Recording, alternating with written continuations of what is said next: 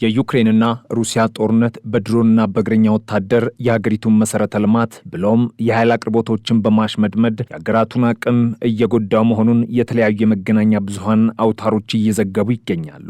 በደቡባዊ ዩክሬን ኦዴሳ ክልል የሚገኝ የኤሌክትሪክ ኃይል ማከፋፈያ ጣቢያ በሩሲያ ድሮኖች መጠቃቱን ተከትሎ በመሰረተ ልማቱ ላይ ከፍተኛ ጉዳት እንደደረሰ ተገልጿል።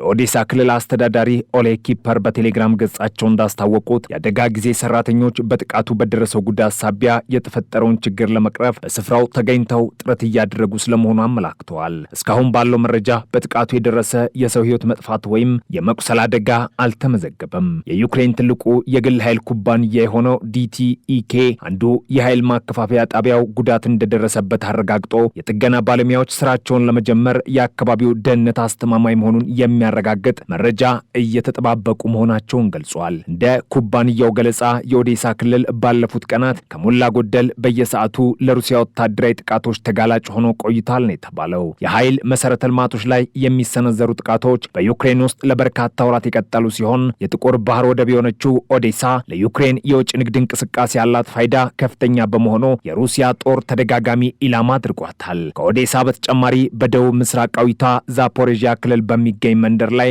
ሩሲያ በፈጸመችው የግላይድ ቦምብ ጥቃት አንድ ሲቪል ዜጋ ለህልፈት ተዳርጓል። የክልሉ ገዢ ኢቫን ፌድሮቭ እንደገለጹት ጥቃቱ የተፈጸመው ሌሊቱን ሲሆን በሰላማዊ ሰዎች ላይ ያነጣጠረ ስለመሆኑም አመላክተዋል። በተመሳሳይ በጎረቤት ዴኔፕሮፔትሮቭስክ ክልል የሩሲያ ድሮኖችና መድፎች በተለያዩ ከተሞች ላይ በአንድ ቀን ውስጥ ብቻ 40 ጊዜ ጥቃት መሰንዘራቸውን የክልሉ አስተዳዳሪ ኦሌክሳንደር ጋንዛሃ ገልጸዋል። በምስራቃዊ ዶንቴስክ ግንባር አቅራቢያ በምትገኘው ስሎቪያንክ እንዲሁም በደቡባዊ ኬርሰንና ከሩሲያ ጋር በምትካለለው የሱሚ ክልል መሰል የድሮን ጥቃቶች መመዝገባቸውን ባለስልጣናት አረጋግጠዋል። በደቡብ ሩሲያ ክራስኖዳር ክልልም ከዩክሬን ተተኩሶ የወደቀ ድሮን ስብርባሪ በአንድ አፓርታማ በረንዳ ላይ የነበረ ነዋሪ መግደሉን የክልሉ ገዢ ቬንያሚን ኮንድራቲየቭ አስታውቀዋል። ይህ ክስተት የተመዘገበው ከኖቮሮሲስክ የጥቁር ባህር ወደብ በስተ ሰሜን ምስራቅ በሚገኝ አካባቢ ነው። ሮይተርስ በሁለቱም ወገኖች የሚቀርቡትን የወታደራዊ ስኬትና የጉዳት መግለጫዎች በተናጥል ማረጋገጥ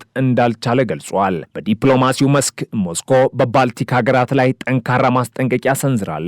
የሩሲያ የውጭ ጉዳይ ሚኒስቴር ቃል አቀባይ ማሪያ ዛካሮቫ የባልቲክ ሀገራት የዩክሬን ድሮኖች በግዛታቸው በኩል አልፈው በሩሲያ ላይ ጥቃት እንዲፈጽሙ መፍቀድ እንደሌለባቸው አሳስበዋል። የማስጠንቀቂያ የተሰጠው በሩሲያ የነዳጅ ምርት የውጭ ንግድ ላይ መስተጓጎል የፈጠሩት የፕሪሞርስክና ኦስት ሉጋ ወደቦች በዩክሬን ድሮኖች መጠቃታቸውን ተከትሎ ነው። ዛካሮቫ በሰጡት ሳምንታዊ መግለጫ እነዚህን የድሮን ክስተቶች በሩሲያ ፌዴሬሽን የኢንዱስትሪና የሲቪል ተቋማት ላይ የተፈጸሙ የሽብር ጥቃቶች አድርገን እንመለከታቸዋለን ብለዋል። አክለውም ሶስተኛ ወገኖች ግዛታቸውን ለጠላት ድሮኖች መተላለፊያ እየሰጡ ከሆነ ሊከተል የሚችለውን አደጋ ጠንቅቀው ሊረዱ ይገባል ሲሉም አስጠንቅቋል። በሌላ በኩል ከጦርነቱ ጋር በተያያዘ የካሜሮን መንግስት 16 ዜጎቹ በሩሲያ ወታደራዊ ኃይል ውስጥ ተቀጥረው ሲዋጉ መሞታቸውን የሚያረጋግጥ ይፋዊ ሰነድ አውጥቷል። ሰነዱ እንደሚያመላክተው ከሆነ እነዚህ ግለሰቦች ኮንትራት ወታደሮች በመሆን በሩሲያ ልዩ ወታደራዊ ዘመቻ ውስጥ ተሰማርተው የነበሩ ናቸው። የካሜሩን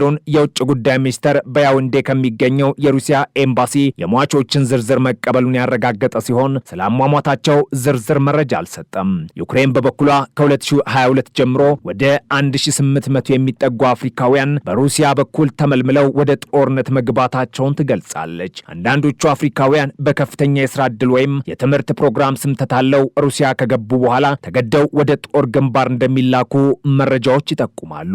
ኦል አይስ ኦን ዋግነር የተሰኘው ታዛቢ ቡድን እንደ አውሮፓውያኑ አቆጣጠር ከጥር 2023 እስከ መስከረም 2025 ባለው ጊዜ ውስጥ ብቻ ከ1417 አፍሪካውያን በሩሲያ ወታደራዊ መዋቅር ውስጥ መመዝገባቸውንና ከነዚህም ውስጥ ከ300 በላይ የሚሆኑት መሞታቸውን ገልጿል። የካሜሩን መንግስት ዜጎቹ በጦርነቱ መሳተፋቸውንና መሞታቸውን ሲያረጋግጥ ይህ የመጀመሪያው ጊዜ ነው። በሌላ በኩል ሩሲያ የሰላም ድርድሩን ለመቀጠል ዝግጁ መሆኗን ብትገልጽም ሂደቱ ከአሜሪካና ከኢራን ግንኙነት ጋር የተያዘ መሆኑን አስታውቃለች። የሩሲያ የውጭ ጉዳይ ሚኒስቴር ልዩ መልእክተኛ ሮዲዮን ሚሮሽኒክ ለኢዝቬስቲያ ጋዜጣ በሰጡት ቃል የሰላም ድርድር እንዲቀጥል ሩሲያ፣ አሜሪካና ዩክሬን መስማማት አለባቸው ነው ያሉት። ይሁን እንጂ አሜሪካ ከኢራን ጋር ለምታደርገው ንግግር የምትመድበው ተወካይ በዩክሬን ድርድር ላይም ተጽዕኖ ይኖረዋል። ዋሽንግተን ለሁለቱም ድርድሮች ተመሳሳይ ሰዎችን የምትመድብ ከሆነ የዩክሬን ጉዳይ ለጊዜው ሊራዘም ይችላል። ሆኖም ይህ ለድርድሩ መሰረታዊ እንቅፋት አይሆንም ነው የተባለው።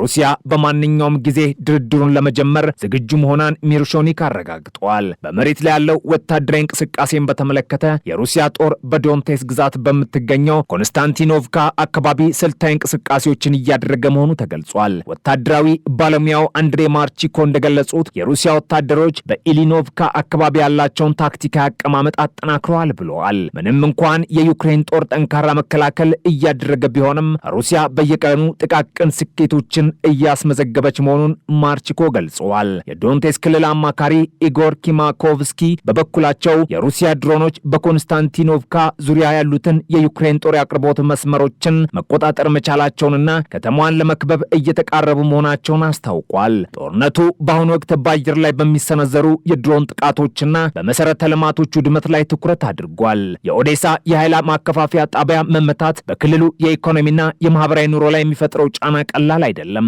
ዩክሬን የነዳጅ ማከማቻዎችንና የኤሌክትሪክ ተቋማትን ኢላማ ማድረጓን የቀጠለች ሲሆን ሩሲያን በበኩሏ በዩክሬን ከተሞች ላይ የምትሰነዝረውን የሚሳኤልና የድሮን ጥቃት አላቋረጠችም።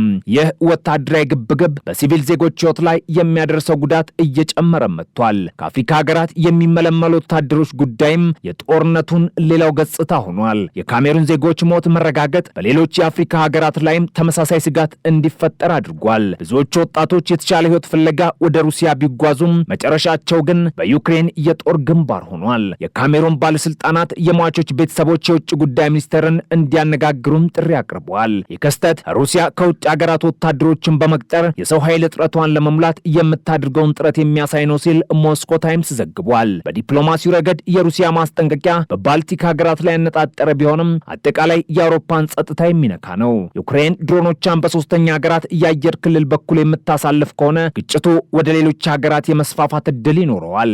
ሩሲያ ይህን ሁኔታ እንደ ቀጥተኛ የሽብር ድርጊትና በጦርነቱ ውስጥ እንደ መሳተፍ እንደምትቆጥረው በግልጽ አስታውቃለች። የባልቲክ ሀገራት ግን እስካሁን ለዚህ ማስጠንቀቂያ ምንም አይነት ይፋዊ ምላሽ አልሰጡም። በዩክሬን ምስራቃዊ ግንባር ያለው ሁኔታም እጅግ አስቸጋሪ ነው። ኮንስታንቲኖቭካ የምትገኝበት ስልታዊ ቦታ ለሁለቱም ወገኖች ወሳኝ ነው። ሩሲያ ከተማዋን ለመቆጣጠር የምታደርገው ጥረት ከተሳካ በዶንቴስ ግዛት ያላትን የበላይነት ይበልጥ ያጠናክረዋል። ዩክሬን በበኩሏ የአቅርቦት መስመሮቿን ለማስጠበቅና የሩሲያን ግስጋሴ ለመግታት ከፍተኛ መስዋዕትነት እየከፈለች ነው። የድሮን ቴክኖሎጂ በሁለቱም ወገኖች በስፋት ጥቅም ላይ መዋሉ በመሬት ላይ ያለውን ወታደራዊ እንቅስቃሴ ይበልጥ አደገኛና ያልተጠበቀ እንዲሆን አድርጎታል። በተጨማሪም ትናንት ሌሊቱን በሩሲያ ክራስኖዳር ክልል በሚገኝ የነዳጅ መጭመቂያ ጣቢያ ላይ የዩክሬን ድሮኖች መጠነ ሰፊ ጥቃት መፈጸማቸውን ተከትሎ በመሰረተ ልማቱ ላይ ጉዳት ስለመድረሱ ተገልጿል። አስትራ የተሰኘው ገለልተኛ የዜና ምንጭ እንደዘገበው በክሪምስክ የነዳጅ መጭመቂያ ጣቢያ ግቢ ውስጥ የሚገኝ የኤሌክትሪክ ማከፋፈያ ጣቢያ በጥቃቱ ምክንያት በሳት ተያይዟል። የአካባቢው ነዋሪዎች በርካታ